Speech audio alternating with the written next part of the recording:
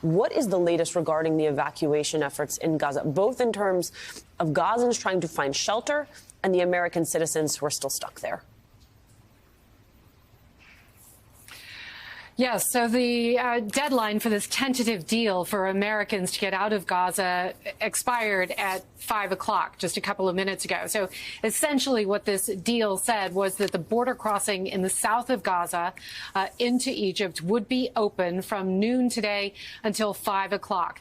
That period has now passed. There's no indication whatsoever that that crossing has been opened or that any Americans have been able to get through. We at NBC News have been talking to people on the ground.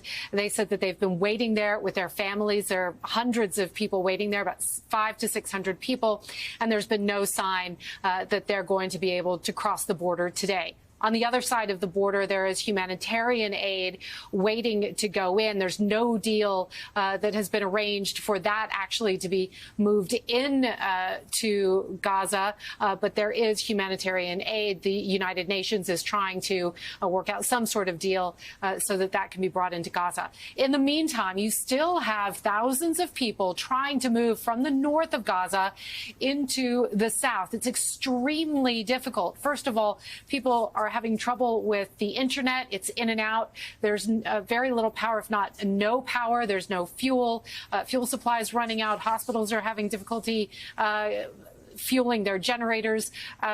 So simply getting the message to move south and to move south by a certain time of day is really, really tough. We do understand from the United Nations that 1 million people now have been displaced inside Gaza since this began on Saturday. So in 1 week, 1 million people, almost half the population of Gaza, has been displaced, is essentially homeless. And they also say that hundreds of thousands have moved out of the north, but they really can't put a firm figure on that.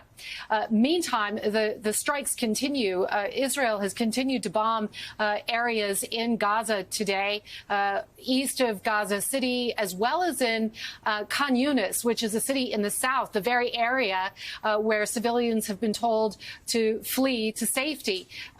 There are some civilians reported killed in that strike in Khan Yunis as well. And, you know, as we've been talking about over the past couple of days, this potentially imminent ground offensive by Israel, there's no sign that that's actually begun. One deadline passed, that 24-hour deadline passed. Now we're past the time period when people were being permitted to safe passage to the south. So we'll have to wait and see if we hear anything from the IDF as to whether or not something is going to begin today or if there will be more leeway for civilians to get out of harm's way.